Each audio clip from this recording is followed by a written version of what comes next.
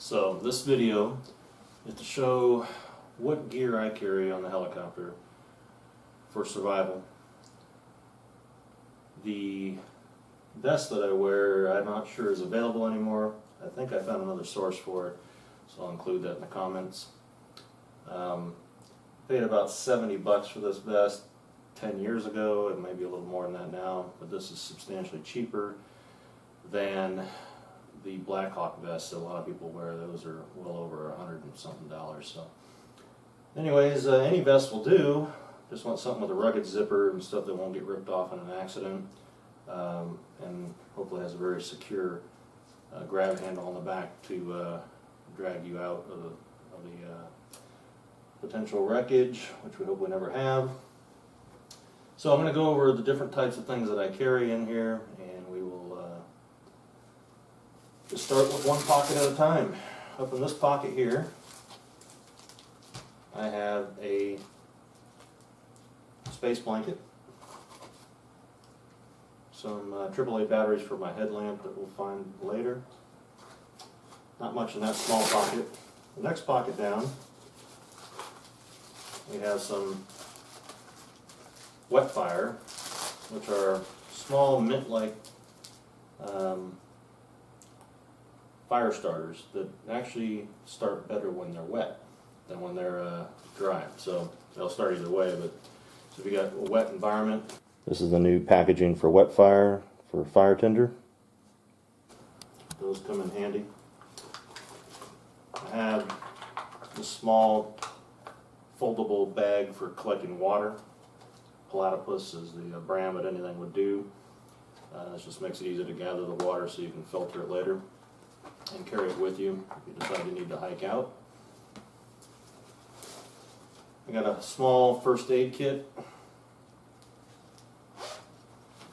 And even though we are on a medical helicopter, this may not be able to get to all the gear in the aircraft potentially, so we got some gauze, some instructions, ibuprofen, things of this nature, some more tape and gauze and so forth, just to deal with some minor wounds.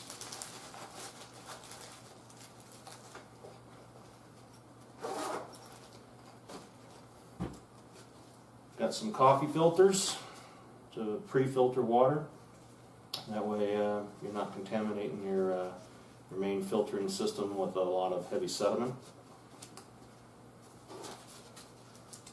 Got a few fishing hooks, just in case you're out there for longer than you want to be, and you can go ahead and set out some line and just group fish. You don't have to try to fish like normal sporting fishing. You want to do it with a little better efficiency.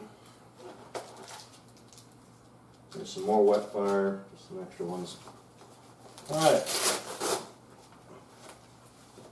Now this is just an N95 mask. I carry this in case we've got a sick patient. I carry a Leatherman Super Tool. I picked the Super Tool because it is decent size as far as it's meaty. It's got a lot of durability. In addition, it has locking blades, which is really important in a survival situation because you don't want a knife folded on you and cutting you, and now you got another problem that you don't need to be dealing with. So locking blades, whatever type of multi-tool that you decide to carry, definitely make sure it's got locking blades.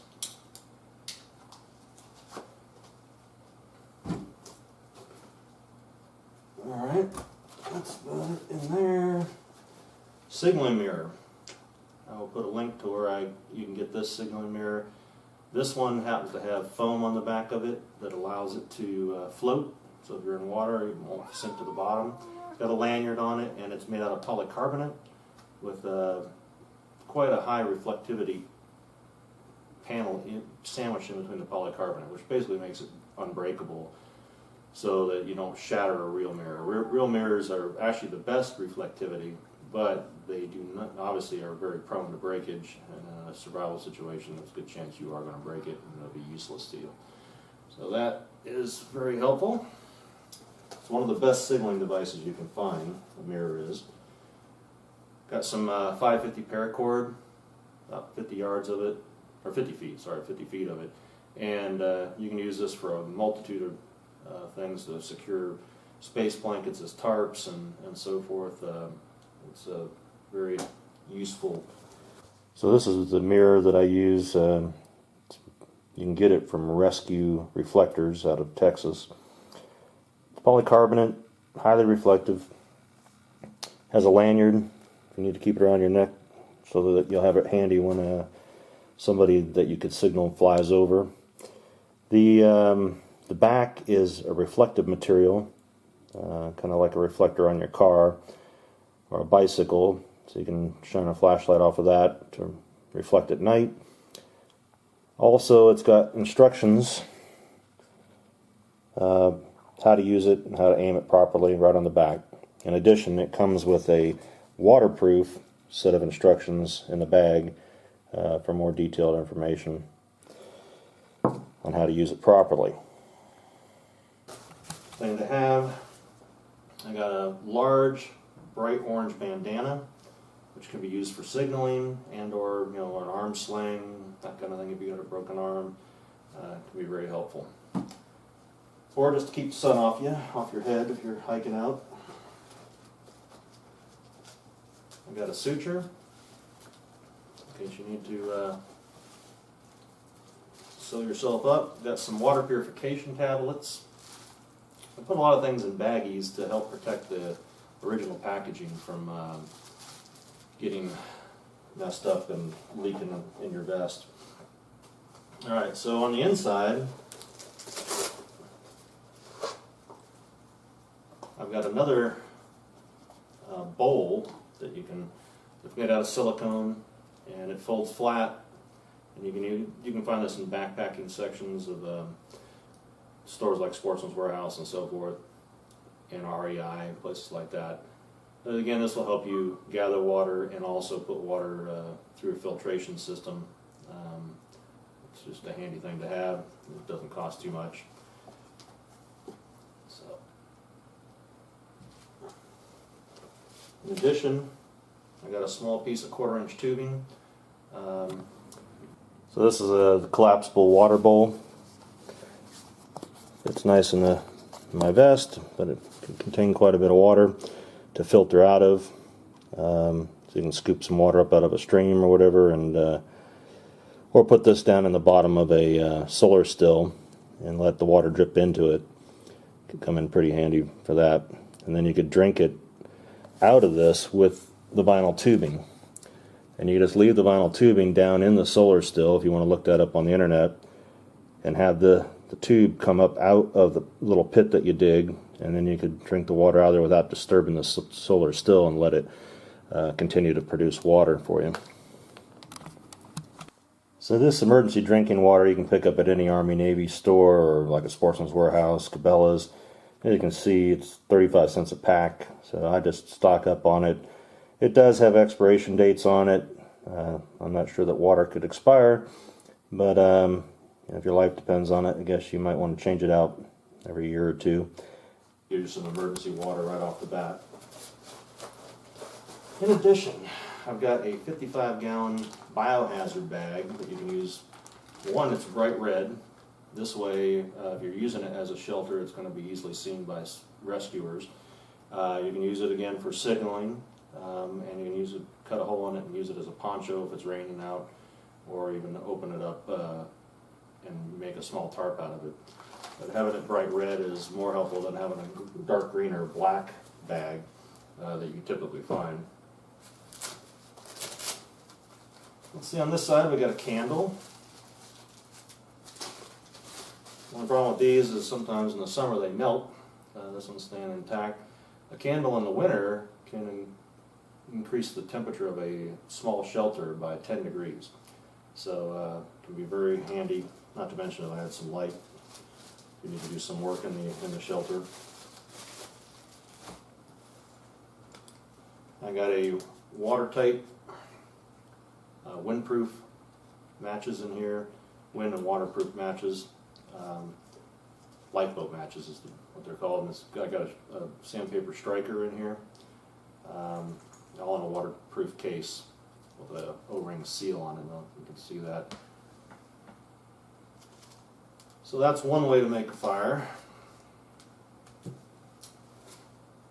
In that same pouch, I've got a windproof piezo lighter. They work really well. They burn really hot, so they help get the fire started quite rapidly. Probably going to be one of your primary goals in the wintertime is get a fire going. I've got about 10 feet of black Gorilla Tape, duct tape. Just peel it off the roll, folded it up on itself. This can come in real handy for mending tarps and space blankets and stuff that might get torn while you're trying to use them. Amongst other things, you can secure things together with that. In this bag I have a simple knife sharpener. I can't remember where I got this. I'll try to find one for you and put it in the notes, comments. But this will, if you're using your knife for survival, you're probably dulling it quite rapidly. So this is a way to keep it sharp. A dull knife is more likely to mess you up and get you injured than a sharp one. So this is a simple device, compact, easy to carry. It's even got a lanyard hole if you needed it to sharpen your knife and or a multi-tool. Got a Fox 40 whistle. The Fox 40 is a great whistle. It's a P-less whistle. No, it doesn't have a P rattling around inside of it. So even if it gets wet and water in it and so forth, it will still work. And this is very loud. I think there's one other whistle called the Storm Whistle that's a little bit louder than this, but it's quite a bit bigger. So this is easy to carry. I got it on a lanyard tied into the vest so I can't lose it. If I'm using it, it's not going to drop away, because this can really reach out and get rescuers' attention. And here's the Fox 40 whistle, close up of it. You can see it doesn't have any a P in it to rattle or get wet, so it works really well. I don't think the mic on this camera would pick up the sound properly, so I'm not going to actually blow on it. I have another sleeping bag space blanket in there. It's a little bigger, can cover you better. It's a little thicker too for better insulation. So this is one of the space blankets that I carry. It's actually a bag, kind of like a sleeping bag that you can get inside of. It's just a little bit more than the other kind, and these are like $4. They're not very expensive. There are some little spendier ones that you can get that probably offer a little more insulation, but they do take up more space also. On this side, this now comes in a different package. This is a actual chainsaw. It's a chainsaw blade. You can still get them at Sportsman's Warehouse, but again, the packaging is a little different as far as the case that comes with it. It's an actual chainsaw blade off of a chainsaw, and it's got 2 wrist straps that are very thick and secure, much better than little ring saws you see. I've tested this on a 6-inch pine tree and cut it down in less than a minute. So you can build a heck of a lean-to with that.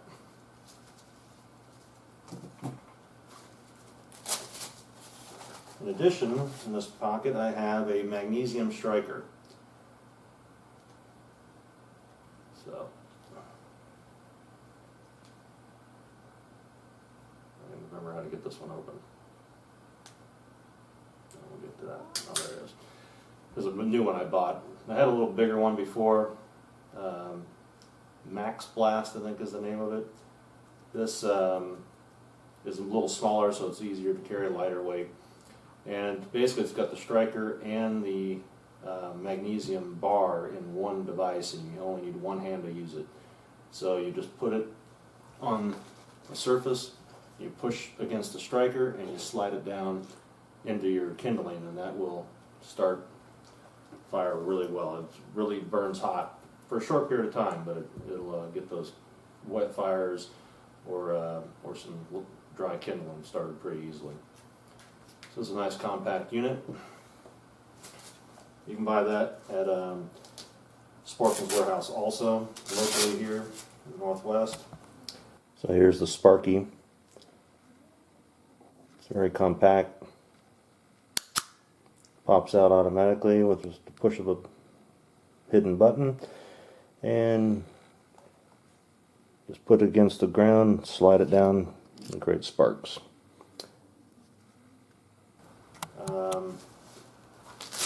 The last pouch on this side, I got a light stick just for a little longer term illumination.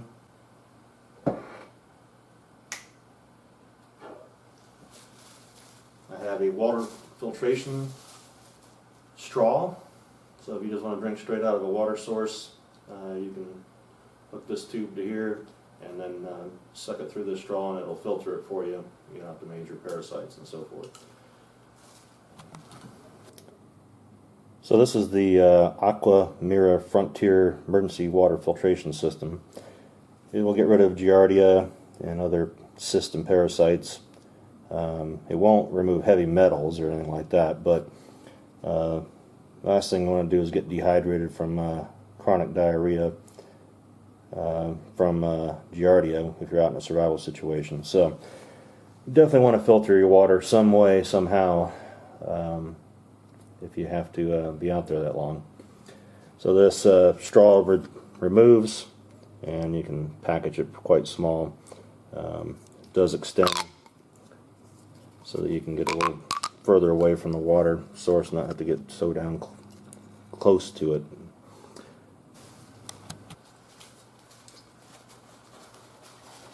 I think that's about it in that pocket. Then on this side, I have a couple, on the inside pouch here, I have a couple power bars, just in case you decide that you need to hike out where you're at and you're going to need some energy to do that.